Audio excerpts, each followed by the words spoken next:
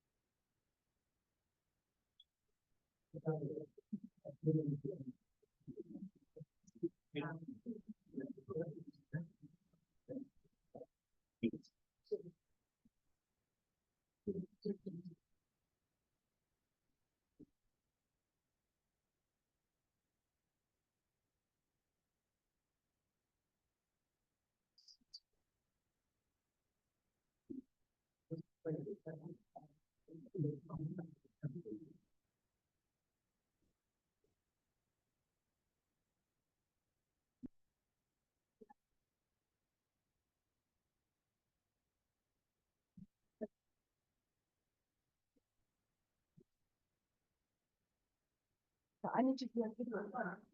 Shouldn't we start with you? Okay. Okay, good. Did you start already? Did you start already? Yeah. Okay. Okay, good evening, everybody. A very warm welcome on this very cold evening in the lecture hall of the Scientific Society Swakopmund. And I'm very glad to see that, again, so many people are interested in your talk. Yes. So Professor Amos Bouskila was here already last year. He's from Israel, from the... Yes, I have my paper somewhere. Exactly, Ben Gurion University, Negev. And his study is ecology on two very different species, on equids, that's horses and wild asses, and reptiles. So not species, but groups. Okay.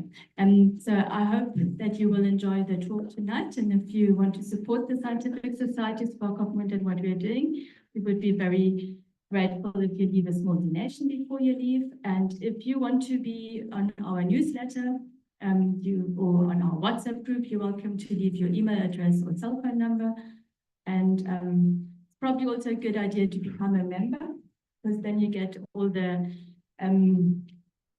interesting information that not goes out to everybody. Like we had a very interesting AGM last week with a talk, with a film where the Himba were shooting themselves, not only being filmed as they normally are, but showing what they want to show. And we had the vice president here last Saturday. So there's quite a lot of events happening here. And we're very happy that people appreciate what we're offering. Next week, we have a very interesting talk as well by Professor David Thomas. And he's coming to Namibia for the International Archaeology Conference in Walvis Bay. And he'll give a talk here on Wednesday evening. Okay, then please enjoy.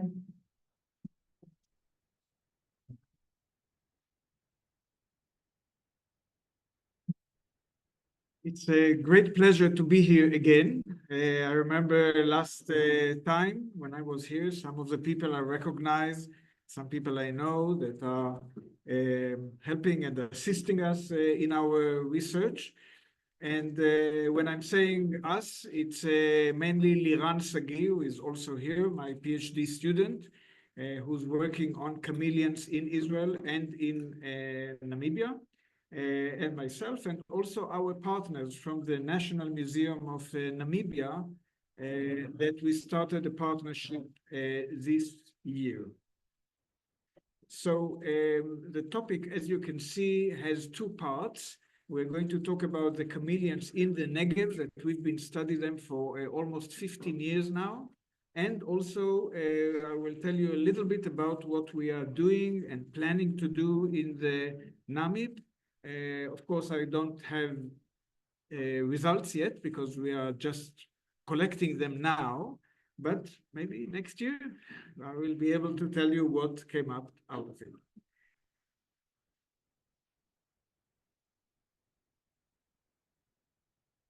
So we will start with the chameleons that we have in Israel, but not all of them, because we have in the Mediterranean part of the country, we have one subspecies, and we have a second one in the desert part. And we live in the desert and we like deserts.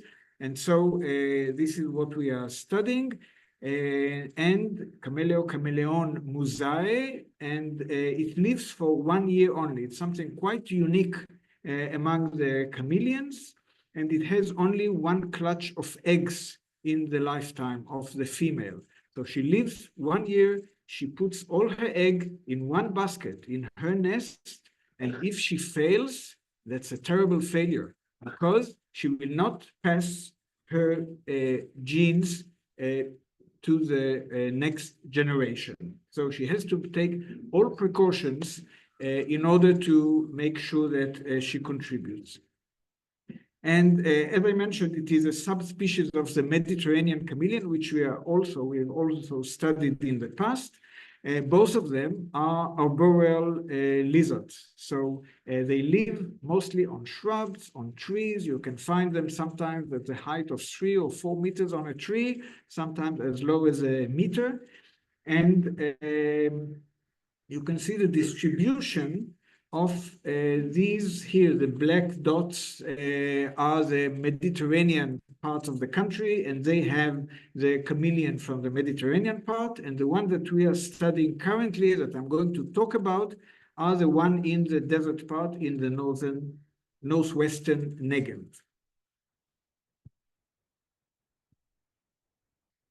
When you look in the vertebrate, the Red Book of Vertebrates in Israel, it's a publication that summarizes the level of risk for each species of vertebrates in Israel. And it's part of something like the whole world has the IUCN. So this book was written in the same categories as the book of the IUCN. So the IUCN is using this book for their regional risks, and the regional threat for this chameleon that I was showing you, the subspecies, is vulnerable, which means that there are some risks that it might be extinct.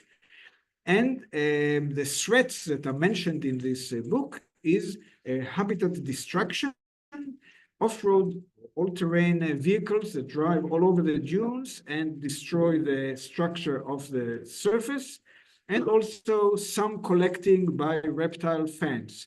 In Israel, it's not developed into the pet market, but some people just collect them for fun to keep them at home. Now, the chapter on the reptiles in this book, I was organizing it and I was writing it together with some of my colleagues, but we didn't think about the fourth risk that I'm going to talk about today, which is the effect of climate change. This is a recent concern that once we started to study these species, we realized that there might be here a problem that we didn't realize until now. Now, during the day, the chameleon is in the shrubs, in the shade. She can do whatever she wants. She can go more to the shade, less to the sun. So behaviorally, she can deal with changes in the climate. However, our main concern now is with the eggs, because the eggs are deposited in the soil in one position. They cannot be moved. They cannot do anything if the conditions are not right. And so this is what we're going to discuss today about the risk from climate change on nests of these chameleons. So as you all know, since you live in a desert next to a huge and hot and dry desert, the desert is not a hospitable environment.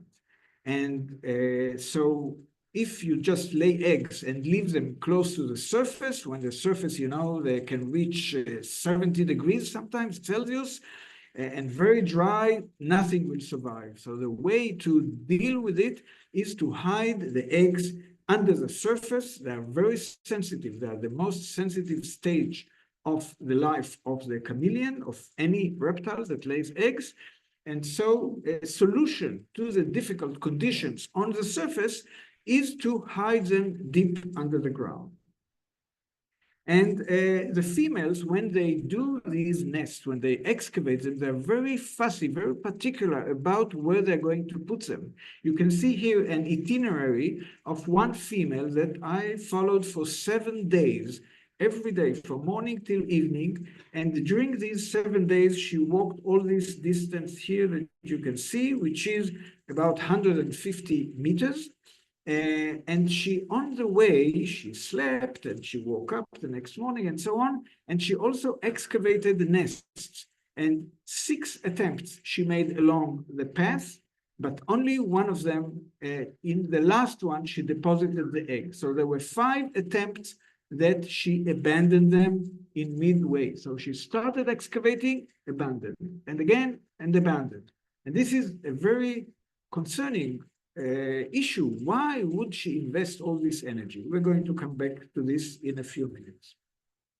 So the depth of the nest that we found after excavating 27 nests, and so we know the dimension and everything, they are on average 1 meter under the surface of the sand, which is quite a lot if you consider that the chameleon is very small. It's not like the Namaqua chameleon here is much bigger than our chameleon, but our chameleon is small, yet it excavates to a depth that is really unheard of for such small lizards.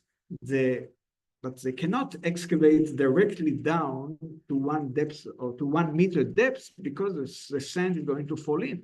So they have to do it in a slope, and so the length of the tunnel is on average 1.5 meter. And this is a difficult task if you think about it from the terms of the morphology of the chameleon. If you look at the chameleon, they have toes that are perfect for climbing branches. They can grasp the branches and they can climb very easily and with great strength, but this is not a tool to excavate. It's a tool for climbing. So only once in her lifetime, she's going to invest this time of excavation. And this is when she lays the egg, and afterwards she will die.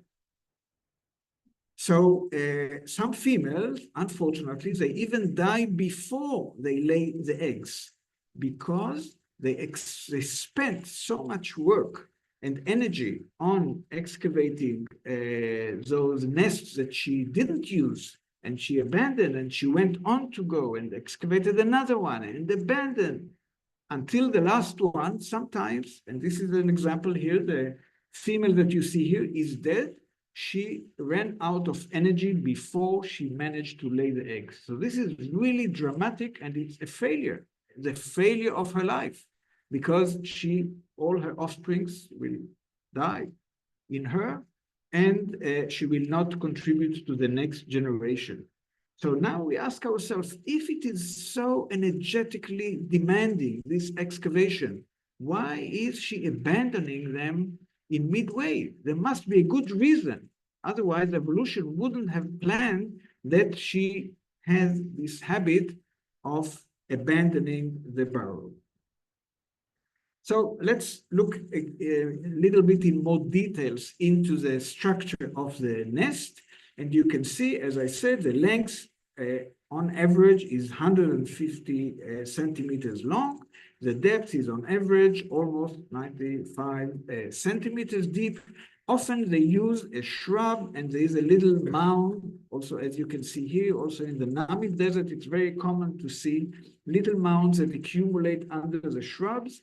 And so she is using this so she doesn't have to excavate the whole depth of 95 centimeters. If she starts from here, the shrub gives her a little bit of thickness of sand that she didn't have to excavate. It's like a free gain. And when we compared by measuring all those burrows that we measured, those that are eventually with the eggs, they are marked here in red, and those that are the open, the abandoned burrows, they are marked in blue. You can see that the blue are usually much more shallow in the slope of entering. This represents the slope of the burrow. And the red obviously they are much longer because they went to the depths of 1 meter below the surface, but also the slope is slightly steeper than the abandoned one. And so now we ask ourselves, why is it so important for them to abandon shallow slopes? And if you look at this chameleon, let's say that she has 3 options: to excavate a short and steep slope, a medium, and a shallow slope. You see that the shallow slope is going to be very long. In order to reach the level of 95 centimeters, she will have to excavate a lot. And when she excavates, it's a lot of work. She's excavating, pushing sand in the back, and then she goes back again and pushing it back until she reaches the end. She turns around, lays the eggs, and then brings back all the sand to fill the whole burrow again with sand for the proper conditions. So if it's much longer, it's a big effort.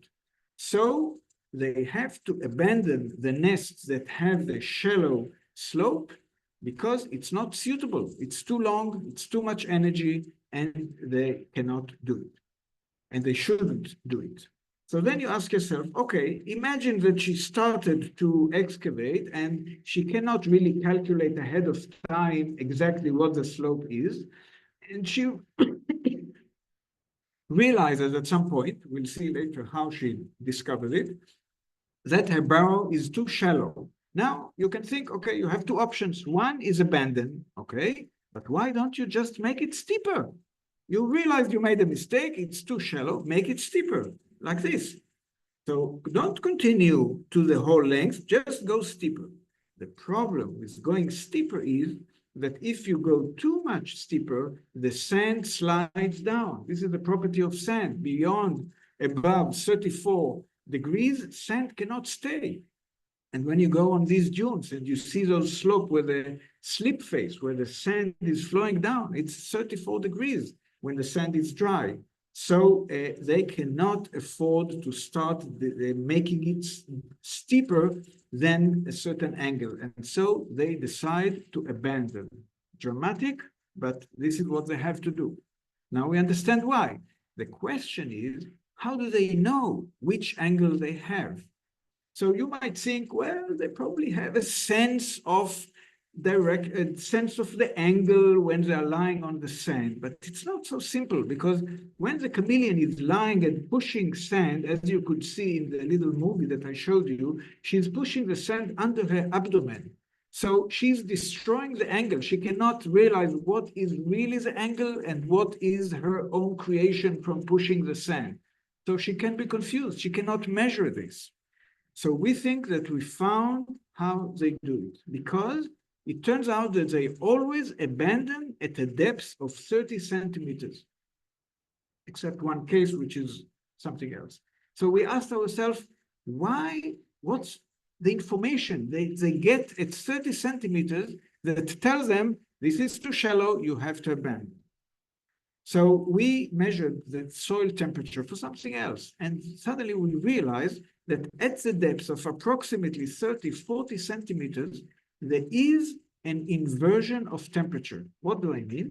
After 10 in the morning until 4, 5 in the afternoon, you can see that the surface is hot because the sun is heating it. The bottom is hot from the heat from the previous day, and the coldest point in this gradient is here at this point, which happens to be about 30 or 40 centimeters. So what we think is happening is that the female has a rule. She starts excavating, and she feels as she goes down that the temperature is going down. This is something very simple. Reptiles are expert in sensing temperatures. So she senses, okay, it's cooling, cooling, cooling. Suddenly, at this point, she's feeling, oh, it's starting to be warmer. So she knows, okay, now I am at exactly the depth of 35 centimeters, let's say. So she knows how much she went from the entrance, because all the time she pushes the sand to the entrance and back. So she learned trigonometry.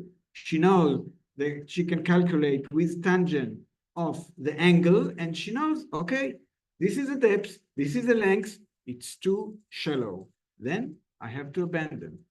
This is our hypothesis that it depends on this layer of inversion of the temperature. So let's leave aside how they detect that the angle is wrong. We ask ourselves, why do they have to go to such a depth of 95 centimeters? So we have to realize that the success of incubation of eggs, of reptiles, needs two main elements. One is adequate temperature, not too hot, not too cold. If it's too hot, it will destroy the eggs, or it will make the offsprings with bad physiology. If it's too low, the eggs will not develop fast enough, and maybe they will rot under the ground. And also the second important condition is the moisture. The moisture determines how much water is going into or out of the egg, because the eggs of many lizards, many snakes also, they are flexible. They're not like what you're used to, bird eggs, chicken eggs. They're not hard shell, they are pliable. So they react to the moisture around. If there is not enough water, they will shrivel and dry out and die. So it's important to have enough water, not too much, because then, of course, they will rot. So this is the challenge that the chameleon has, to find the conditions, and she cannot do it in a shallow nest, because in a shallow nest, the temperature fluctuates a lot near the surface. As I said, it can be 70 degrees during the day, and at night it can go low to 8 degrees, 10 degrees, even in the summer. So there's too much fluctuation near the surface. When they go deep, then they can't find the depth that is providing or promising proper development. So the question is, okay, deep, we understand, but why so deep? Because if you look at the fluctuation of temperature that I just mentioned, here, this is a graph that shows you how much, this is the depth, this is the surface, you go deep to minus 30, minus 60, minus 120. And this axis shows you the amplitude between day and night, for example. And you can see, or within the season, and you can see that near the surface, it's big difference. But as you go about 50 centimeters from there on, it's more or less stable. There are not big fluctuation. So why not use 50 centimeters? Why do they have to go deeper? And this is why we think that what makes them to excavate deeper is the second requirement, which is the moisture in the soil. So this is what we concentrate. Now, here you see Liran, when he's excavating like a trough to put there the instruments that we are using in order to measure the temperature and the moisture in the sand. And these are most important for us in order to understand the environment of the nest. We don't do it on the nest itself. We don't want to destroy the nest. So we do it aside from the nest, but in the same environment. And what you see here is the results of a whole year that you can see we have here 2 years. So this is March, April, May of 2022, and then November, December, and here starts January, February of 2023. And here you see at different depths how much moisture you have, how much water amount you have. When you see it dark, it means that there is high water amount. When you see it light, it is with low amount of water. And the fact that we have here a patch of dark squares in the months of January, February, March, April is not surprising. This is the time of rain in Israel, in the desert. Not much, but this is the season where it normally comes. So the rain comes, it's on the surface initially. That's not good for the chameleon, but this is a fact. It falls on the surface. But with time, the water goes down and down and down. So you can see that with time, as we advance to May, June, July, there is like a slope of the dark not completely dark, but still here it's darker than it was before. And so this continues till July. Let's go to the next year. So the idea is for the chameleon to reach this area, which is more or less not light, but has enough moisture in it for the development of the eggs. And this is what happens at the depths around 1 meter. And this is why they have to excavate so deep. And remember that the chameleon is excavating in the months of October, November, more or less. Yeah, October and half of November. But she has to predict the condition for the whole year, because this chameleon has eggs that hatch after 11 months. It's quite unique among reptiles. So for 11 months, she has to predict the condition. If it's good for 10 months and the 11 months is too hot, that's it. It's gone. They're going to be destroyed. So she has to find the combination that she has learned with evolution, so through time, that these conditions have a good promise for success of the hatching. So she's excavating. How does she know when to stop excavating? So here you see again the depths from the surface to minus 120. And you can see here at different months, the dark blue is the month of September, and this one, dashed one, is the month of October. And so they excavate until they excavate normally at the month of October. So until they feel the moisture is quite high, and then they can stop. And it happens to be at these depths of around 95, 1 meter, and so on. So we use all this information and put the information into some mathematical model. I'm not going to explain them. I hope you will excuse me. It's not, we don't have the time to go into the depths of this, but what you can see is the result of these models. The models show us that in different months, you have these curves at different locations. We have here 4 locations. And those locations show us that the temperature in December goes down up to about 12 degrees underground, even though it's 1 meter depth, it's 12 degrees. And then it starts warming up until it reaches the maximum in around August, when it's 26, 27. And this is exactly the temperature that the egg require for the development. So you may ask, if this is a good temperature, what happens in winter when the temperature is so low? So it happens that these lizards, they have dormancy for the eggs. And during this period, they don't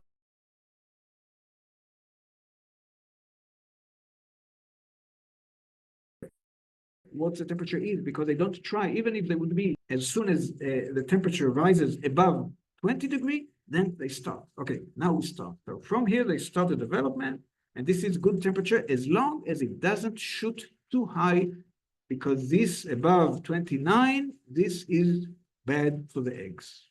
They don't want to be there. So these are the model of the present, what we find now when we do these measurements and we put all the instrumentation to show this.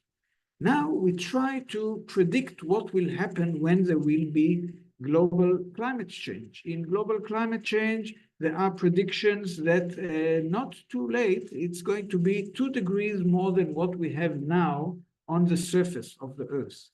And we came to ask a colleague of ours that studies soil, and we asked him, okay, there will be 2 degrees more on the surface. How much will it be in the depths?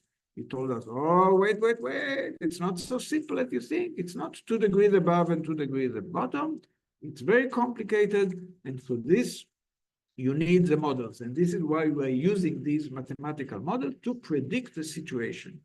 So these are the predictions. It's a preliminary results. Next year, maybe I will be able to tell you more, because now we're incorporating mainly the effect of temperature. Next year, we'll include also more about the moisture. But what you can see here is that all the curves, the colored curves here are different sites in the Negev that we are studying. All of them are coming very close or crossing the line that it's too high for the eggs to incubate properly, which means that in the almost the last months of August, the eggs are going to be in too high temperature and they will not survive or they will not develop as they should. And just to show you the difference from what we have in the present, the blue line here is the average of the lines in the present. And you see that it's lower by several degrees, not only 2, by several degrees than what it will occur when there will be more 2 degrees.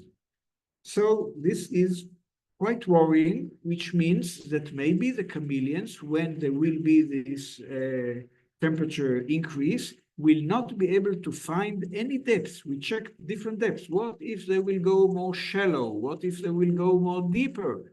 Nothing helps. They will not, according to these results, the preliminary results, they will not find a place for them to incubate the eggs properly.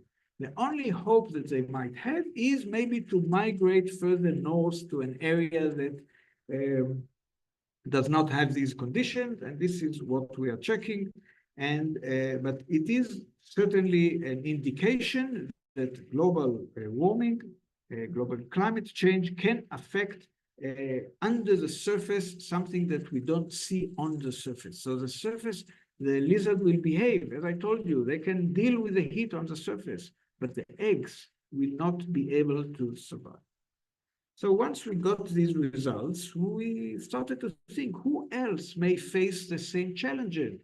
And then we said, wow, we have one more chameleon who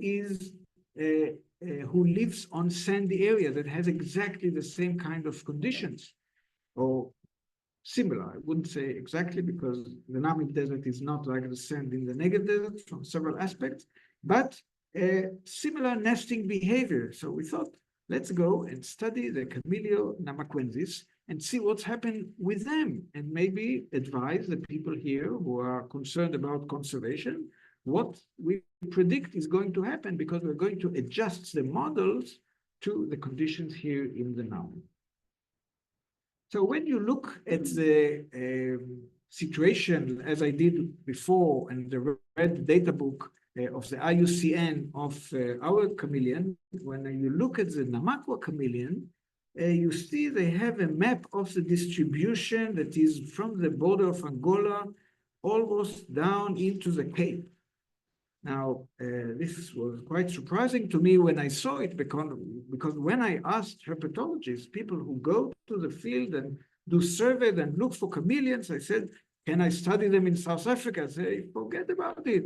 You will never find enough chameleons to do anything. And so I asked them, what about Namibia? Can I go all along the coast? No, forget about it. This map is irrelevant. So the IUCN is using a map that is not what people in the field realize that this is a situation currently. I don't know, maybe in the past it was correct, maybe it wasn't. The fact is that now people who go to the field, they say this is not the situation. And when you look at how they classify the Namaqua chameleon in terms of risk of extinction, you look here at the bottom, but let me blow it up. Least concern, no concern at all. There is fine. We are sure to have the chameleons going on to live happily for many, many generations. This, if you ask people in the field, like we are here in touch with tour guides like Chantel that is here, and other tour guides that have a lot of experience with what's happening here, they say that's not true. The chameleon is in great danger. The numbers are so small, and they went drastically in the last few years, especially after the close up of the corona. For some reason, many chameleons disappeared. So let's see what are possible. Just one more I want to tell you. Yesterday, we had a visit of Tune Hafo Gottlieb from the Ministry of Environment, Forestry and Tourism. She joined our team and she was very happy to see what we are doing. And we discussed this issue of the least concern. And she said that there are some criteria that work on the principle, if there is a large area, it means the situation is okay, don't worry about it. So based on this assumption, you would think, if this is a map, then you don't have to worry, and this is why the least concern. But this is not the map. If you ask various herpetologists, like this person who is very experienced with looking for reptiles and photography them, Tyrone Ping, this is the map that he draws, that you see South Africa has very dispersed population, and in Namibia, it's not the whole area, it's just a few patches here in the south and here in the center and so on. So the situation is not as it was in this map, and so maybe the definition of least concern is not correct. So what are the challenges that Namaqua chameleon face? And this I collected a little bit from what I found in the IUCN and more by talking with people, as I said, with Chantel and other people here from the area that have experience with these chameleons. And first of all, and maybe the most serious risk is illegal poaching for the pet trade. And it is possible that during the close down, during the corona, nobody was doing any possibility to enforce the law, and the poachers could go freely into the dunes, nobody could see them, and then they sell them overseas to other countries, and this is a big, big problem. And if you think that it's not serious, I found on the internet, without working too much, here somebody, it's 2013, he wrote, we have the opportunity to offer one of the rarest chameleon available to us, Chameleon Namaqua, come from the desert of Namibia and South Africa with pride. And this is exploiting the chameleon that you have here in your back door. Or somebody else say, we love the Namib chameleon. This is from 2023, and they offer them and so on. So the pet trade is exploiting the chameleons in a dangerous way. Apart from this, there is trampling of the sand. Just from the 3 last weeks that I'm here, I noticed a lot of vehicles. I know how difficult it was for us to get the permits to drive and to do the research. But I see people, surely they don't have any permit or anything. They just drive in. Well, if they stick to the roads, it's maybe less a problem. But many of them, they just drive sometimes all over the place and make circles and go for fun on the dunes. And a lot of the area of the sand is very fragile. If you break it, it will take years until it will again recover the crust that was there. It will require rain, serious rain, and so on. So the off-road vehicles, when they go off the road, it is a problem. But this is not the only problem that we noticed. We notice a lot of people, the area that is close to the city, to Swakopmund, you see every day lots of people walking with the dogs, with the horses, and in very large areas, and not only sticking to certain roads, just covering the whole area. So the whole area is covered with crust broken by all these people and animals walking. And by the way, today I talked with a warden, and she warned me that you should know on Thursday there is a race of horses that will pass here in the river, in a park. I said, wait, but this is a national park, no? Yes, but that's it. So there's going to be a race of horses, if you didn't know, on the dunes, in the river, and I can imagine what will be the state of the crust in this location. And she told me that all the people that I see riding the horses, they're just getting acquainted with the itinerary so that they can race faster on Thursday.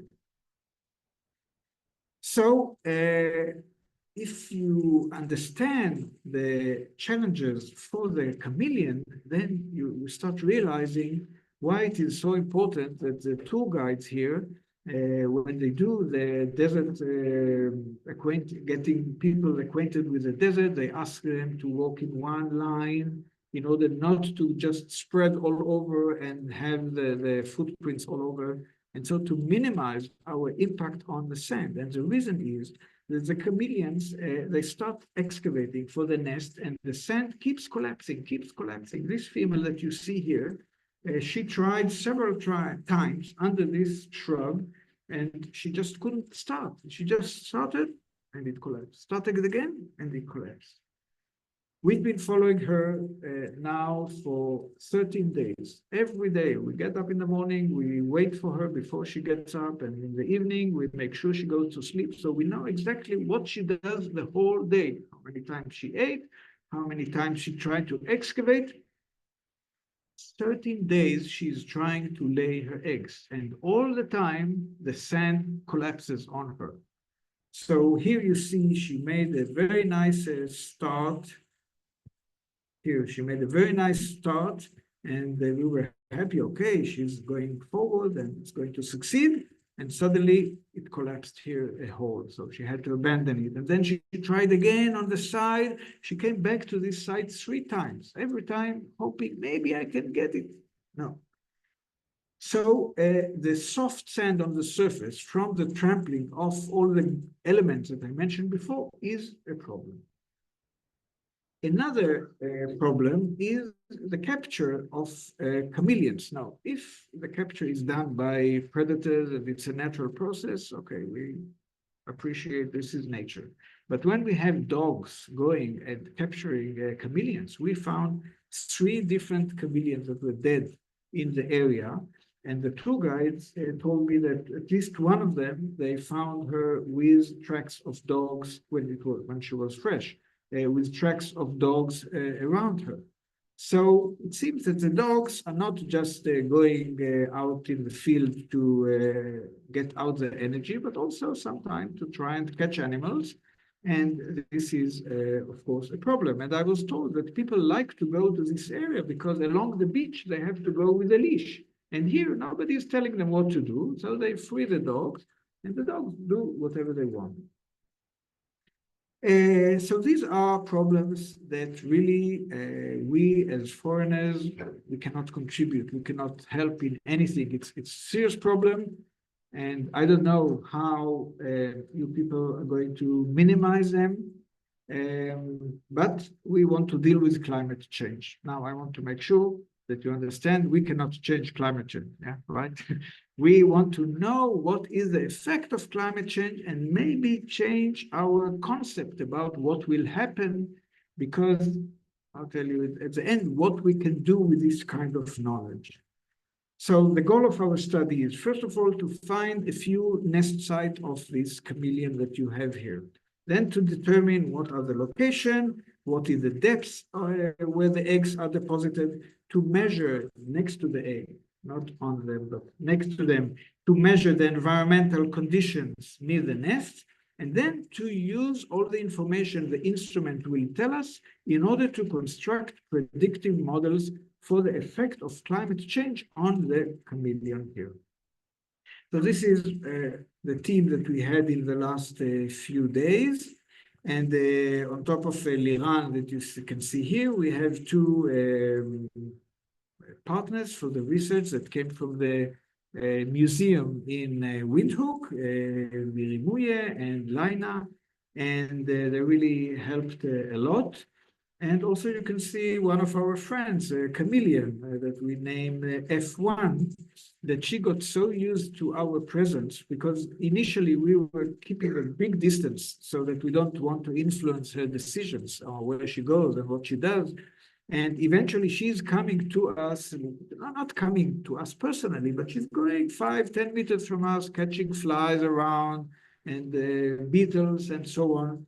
So we are sure that we don't affect the decision when we are standing still for hours in the same place and not disturbing it. And we have also Chantel, who is helping us a lot in the field. I don't think we could have done this study without her collaboration in the last 3 years. She's coming with us to the field. And when we find a chameleon, we try to follow it from a distance and to see where is she going, what is she doing, where is she resting, and so on.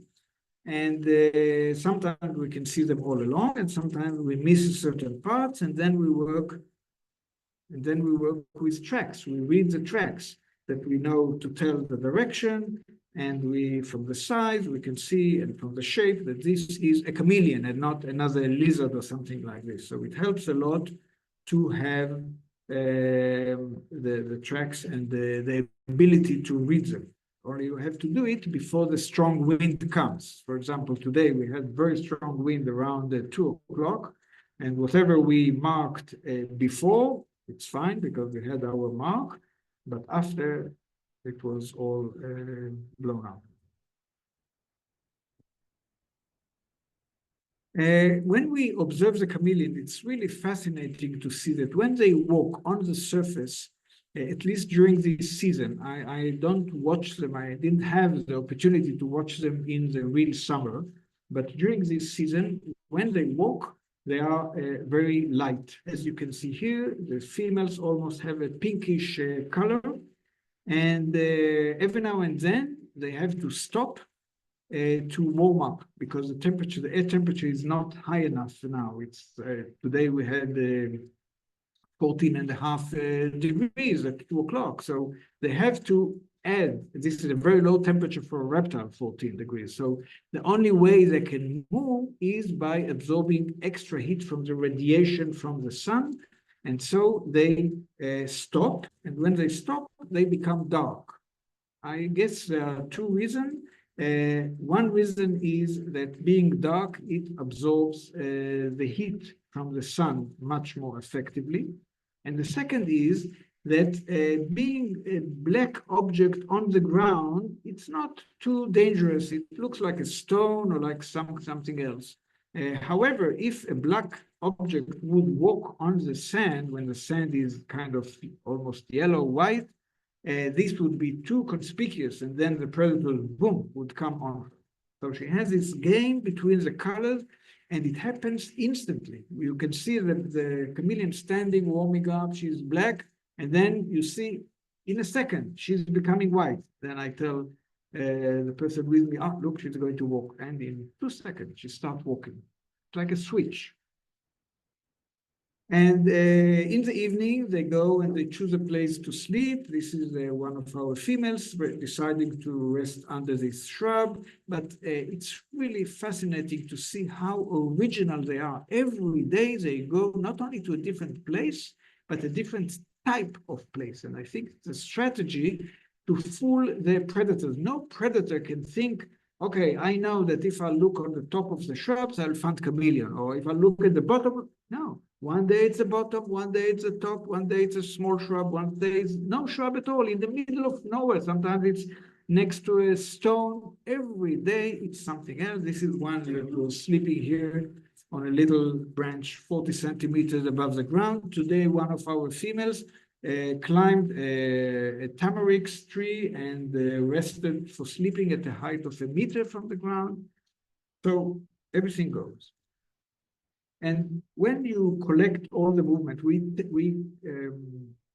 record all the movement on an application that we have on our phones, and then you can see how much they walked and how much they returned to the same places and so on. So this is from a female that we watched for 4 days last year. And also then there was a male that came to court her. This is here the pink. But you can see that her movement were in one day 520 meters. This is much more than our chameleon. If you remember, our chameleon moved 150 meters in a week, and this was one of the longest ones that we have. And here in one day, 500, the next day 380. And then there was a day that it was almost 1 kilometer if you combine moving in the morning and in the afternoon. So they move a lot and they look for places to nest. And this specific chameleon, almost every day, she tried again to excavate, and it collapsed on her, and excavate, and the sand collapsed on her. So this is what we do until finally we find a nest where we know that the eggs were laid. So this is the female that we've been now following for 13 days, and she hasn't found, she laid one batch of eggs, and now she's waiting, looking for another site for another batch. Unlike our chameleons that live only 1 year and she puts all the eggs in one nest, here they live more than 1 year and they spread the risk in several nests. But still, she has the eggs and she's looking for a place to deposit them. So once we will have the nests that we want, then we will bury these instruments. This here is the sensor that measures the water content, and the white one measures the temperature, and we bury 5 of them at different depths in the soil, and it logs the information, and then we collect the information once every 3 months. Somebody will come and download the data, and then we can use this in order to adjust our models that we constructed for the Negev to adjust them to the Namib desert. So to summarize, we see that there are serious conservation challenges for both chameleons. In our place, there is the destruction of habitats that maybe here is less, but there is this problem that I mentioned today. So beside that, there is also the risk to the nest sites and the climate change. So we know that they have to lay the eggs in deep burrows to ensure successful incubation. We know that they consider both soil temperature and water contact to find the right depth for the right combination. And we aim to predict the effect of the climate change on the reptile incubation. And this is something that hasn't been done much until now. People only consider how the lizard will behave above ground, but we think that the life underground is not less important, because you can think of a habitat and say, oh, it's a wonderful habitat, the lizard can live here and there and shelter. But if you don't understand that they cannot incubate the eggs because of these processes, then you are protecting an area that they cannot breed in it. So they are going to go extinct. And this is what we hope to be able to quantify and to provide information which habitats are going to be problematic for the chameleons and which ones are going to be good for the chameleons, and they should surely be continued to be protected. Thank you to all the people who assisted us, and thank you for listening.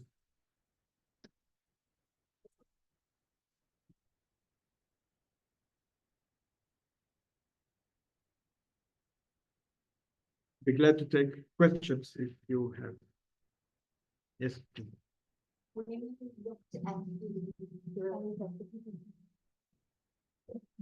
you looked at the graph, where you show what increase in temperature soil would do, it followed a similar pattern to the current situation. And is there not a chance that the incubation period will shift? So if it maintained the current situation, they would die, but the trigger to start the eggs development, it might shift, so you might actually find them hatching earlier. So this is a very good point, because theoretically, if they would shift and start earlier, let's say, then they might avoid this problem in the months of August. The problem is that evolution is very slow. The way evolution operates, in order for this to be established in the population, they don't understand what's happening. You know, they behave normally. If there would be some that have somehow a random inclination to start earlier the reproduction, soon they will be the only one to survive, and then they will reproduce. But for the moment, we don't see this variation. Over millennia or millions of years, the pattern that we see now is what was established in these deserts, that, or at least in Israel, I don't know what's happening here, but in Israel, that the month of October is perfect for laying the eggs. And so there's a little bit entrance into half of November, but we don't see now chameleons that are going earlier. So it's not a thought that we say, hey, how about if we change? It's something that if there is the natural variation, then natural selection will jump on it and will say, okay, you are the successful one.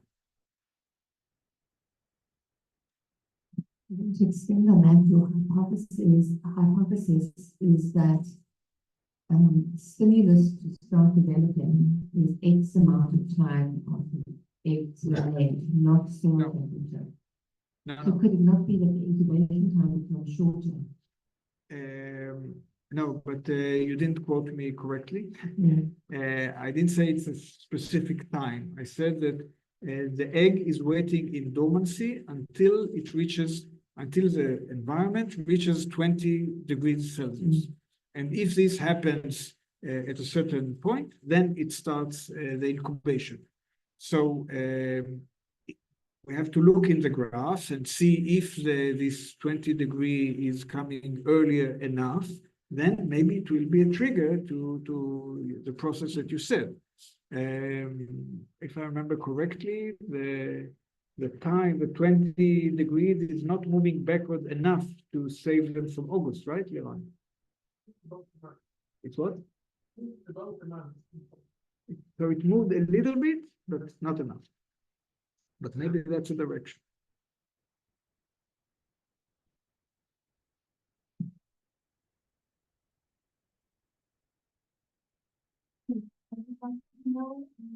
How do you know it's always a female, the one you are following? That's a wonderful question. We take pictures of each chameleon from both sides, and then we work at home with all the pictures, and we look at every small details, and each one is different from the other one. It takes time. Sometimes we say, hey, that could be this one or that one, and then we find the key that tells us, no, this couldn't be this one. Look at this. But it's very important to do, I agree. It's very important to make sure that it's the same one.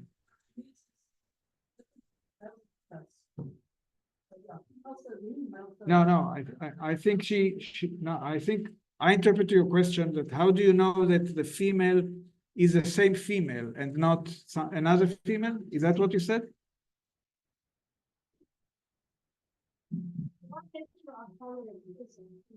Okay. I didn't understand your question.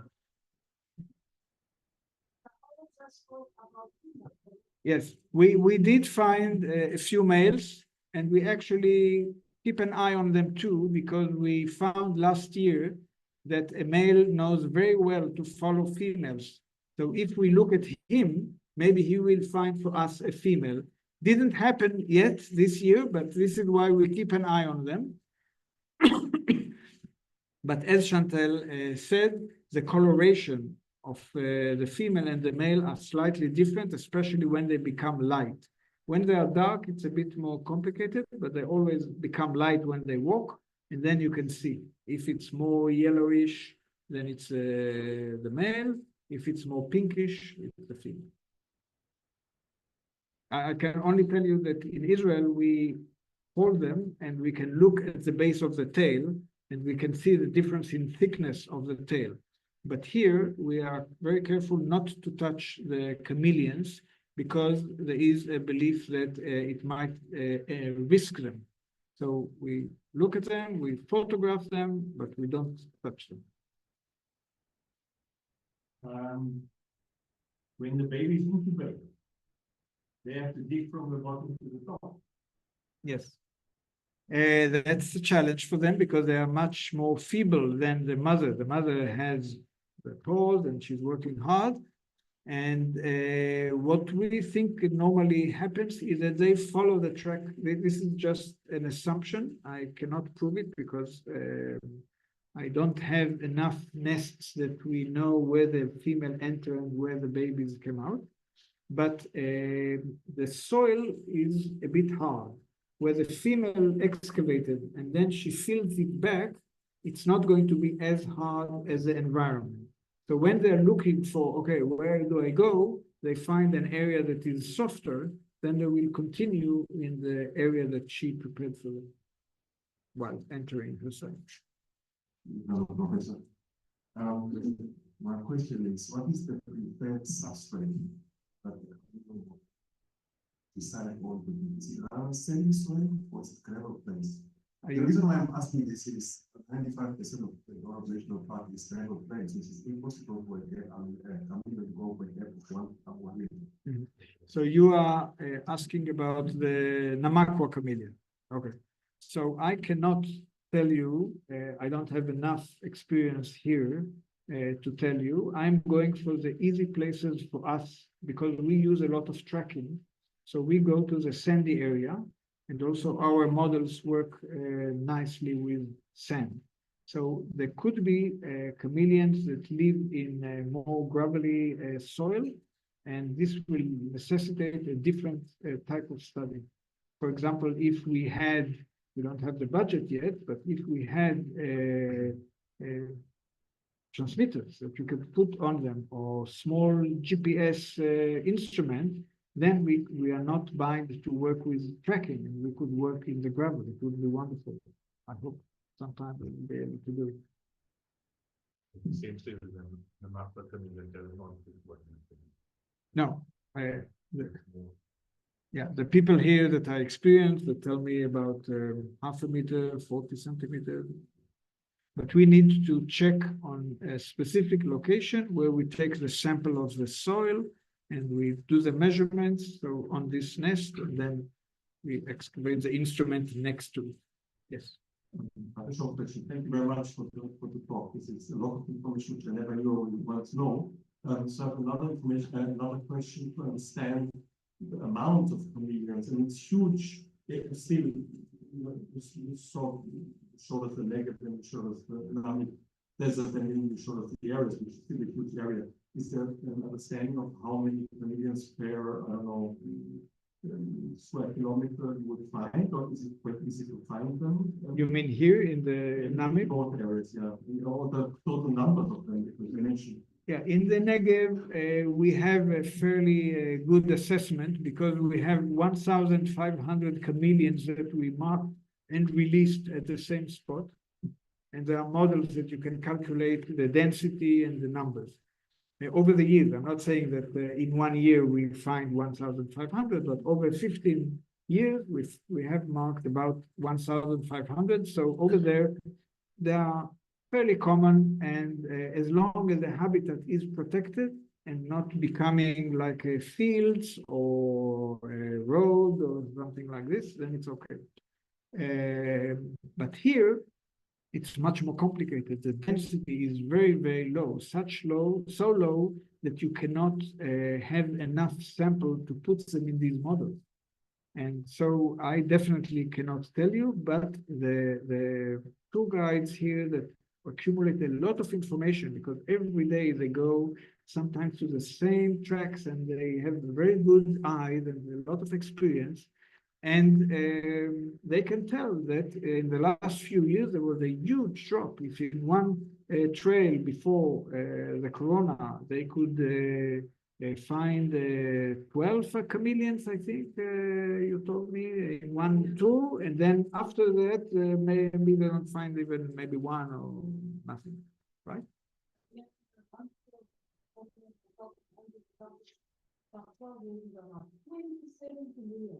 One tour, in 2021, we did 6 individual communities that 800 years on the same week. So that's a dramatic change. So you don't know the numbers, but you can see that something happened here, and this is very worrying. Say it again? Well, they have a few dozens eggs, but the question is how many of them succeed, and there is always predation on the hatchlings by natural elements. In our chameleon, where we marked, as I said, a lot of them, we know that from hatching till like 3 months later, only 10% survive. So 90% are gone this short period, and then they still have to finish the year, and very few of them survive. This is nature. As long as it's natural processes, it's okay. But if there is something not natural, like people coming and collecting them, or dogs coming and killing them, or not being able to reproduce, this is going to cause a decline that is very worrying. Question. I'm very glad that this discussion about the third rights has come up. Was I have volunteered Illegal reptile trade in Southern Africa. I didn't hear. Can you speak? I've been monitoring illegal reptile trade in Southern Africa with Interpol and other conservation agencies. And during 2020-2021, on the dark web, there was actually 2 tour guides listed in Swakopmund, where they were the go-to guides. They would collectors in Germany and East Europe would actually send our foxes to come out on these tours with these tour guides, just so they could GPS the locations where to get these chameleons. So the question is that whilst these kind of activities raise the interest and the knowledge about the species, it's falling into the wrong hands. And particularly in Namibia, because there's so little policing, 83% of all illegal reptile trade in Southern Africa is actually shipped out of Namibia because of the connections with Germany, and in fact there's a lot of exchange of commercial goods. So it's up to the people on the ground who are noticing that these populations are dropping so quickly to inform the right agencies to follow up on this, because you're worrying about climate change, but that's not going to be a problem because there are going to be no chameleons in 100 years' time. So it's going to be irrelevant. And that slide that you had where you showed an animal up the trade, I don't know if you understood that it actually said it was captive bred. It's captive bred. We know that can't be possible. It can't even be captive born unless they're shipping out eggs. So that had to be of our court. There's no two ways about it. There are none of these, all of these, the dwarf adders, they are all listed on the internet as captive born or captive bred, but we know that's not true because it cannot be done. There's literally 1 or 2 people in the world that have actually managed to breed those things in captivity. What's really... So they are all wild caught. So we need to be very guarded on our tourist activities and how we conduct them and where we take people to them, because we are actually giving away those locations. And on the dark web, I mean, you can go on the dark web and they'll tell you exactly which tour operator to go into if you want to go to specific species. It's kind of sobering. I certainly agree that there is a dilemma here, and definitely there should be more enforcement. And I don't know how the agency that is responsible for protecting the parks could, like in our country, sometimes there are ambushes that people are waiting in places that they know that the reptile collectors are likely to come, or they have cameras hidden, and then they immediately send somebody. There should be efforts to catch the poachers. It's not going to stop by itself. And I definitely agree with you with the issue of the captive breeding, that somehow in the IUCN, when they wrote, yes, there is some pet trade, but there is also captive breeding, without checking if it's really true, what percentage it is. So they kind of tried to keep it as least concern, when I think that it should be elevated to a much, much riskier situation. Reassessed again by professionals, and then it should be treated as really it is, and not least concern. I just want to feed into what she was saying here. Firstly, this is the first step to creating awareness, having talks like this more regularly. So a lot of people that don't know what's going on, they're now aware. But in the tourist industry as well, there is people that are feeding the chameleon in order to find them. I'm sure that's only localized where there are lives going on, but that is, correct me if I'm wrong, that's obviously not really good practice, because that's subjecting them to being collected for illegal trade or subjecting them to trade. So, the tour guides need to really, like your opinion. As far as I'm concerned, they need to stop doing that. I think counted 2 chameleons in the desert that have come running out of bush. 2 million. Yeah. Literally big. I have to tell you that I've seen it also in other countries. I came before I was here. I was in the Galapagos and I was studying land iguanas. And I went to a certain place with a ranger, and suddenly we see a female land iguana running towards us, and all the time they're running away from us when we were looking for them. And I said, "What is this?" He said, "Oh yeah, this place is where people come from the boat, and tourists feed them with grapes, and so they come, and this obviously exposes them more to poacher or collector and so on." So I can understand where the motivation came for the tour guide, because it enables them to, even on the Galapagos, I was sad to see a tour guide that has a land iguana that he feeds with some sap from a plant. So he said it's natural, but still the land iguana is running to him every time they recognize him individually, and they come only to him. And I felt with a place so preserved like the Galapagos Island, that to feed animals, to me, it feels a bit not proper.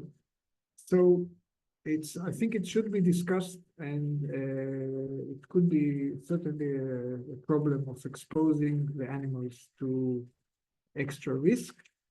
We have to realize there is a tension between education to conservation and between the effect of our presence.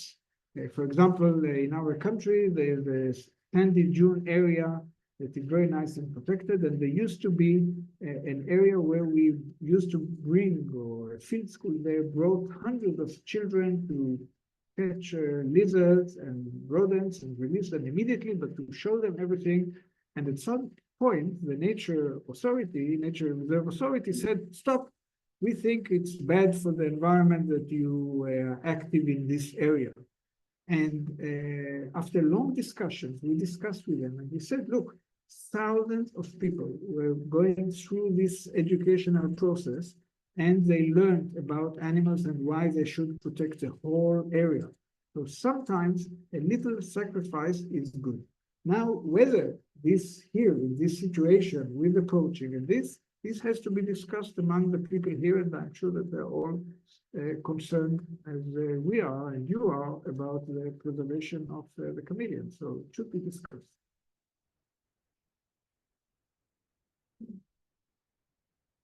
Just one last remark. I've been a tour guide myself for 13 years. I think what we are discussing this way or that way about the illegal fair trade is completely ridiculously negligible. If you observe, like in my instance, over the period of the past 30 years, how traffic densities in every part of this number period have increased many thousands over the past 30, 40, 50 years. You don't want to know how many chameleons would get flattened between Sesrin, Quaysab River Bridge, Walvis Bay, the back of the dune, all the various uranium mines that we have in the area, the entire area up to Ois, where the road is being tarred currently. You hardly see chameleons along the road anymore compared to what we had 30 years ago. So don't stress about illegal trade. We're flattening them by the day in our buses, trucks, and cars. So you mean about they cross the dirt road, and that's difficult to prevent.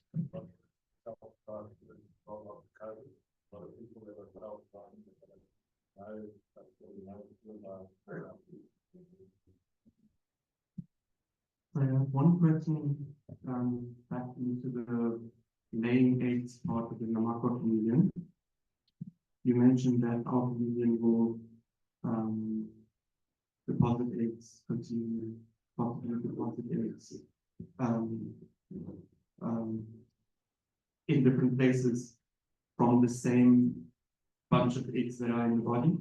I've had the privilege of seeing a picture, and at the end of the day, seeing the little hatchlings of where they came out.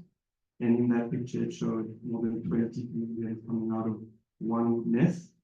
Is it possible that it's sometimes that they deposited in multiple places and sometimes they deposit a whole bunch in one? Well, first of all, I am not, I don't remember now the statistics about the clutch size or how many eggs they have in total. So I don't want to say things that I don't remember. But it's possible that they had maybe 30 and in one place they put more. I didn't say that always they just put 2 or 3. They put in different bunches. It's a different strategies than our chameleon. By the way, even in our chameleons, there's great variation. Some females, there were 33 eggs that were deposited and hatched, and some others 7. It depends a lot on the body condition, and this determines how much energy they can afford to put in the eggs. Thank you very much. I think there's many more questions, and I think it definitely was here today that there's many issues affecting the chameleons in native desert, and especially our chameleons here, and that there's much more research that is definitely needed, especially on what is the issues of biggest concern and what can be done about it. And I hope that we can meet again and find some answers to these questions so that we can address that. We've got to thank you for your time, and thank you for presenting here. And I hope that you go out enlightened tonight. Thank you for coming.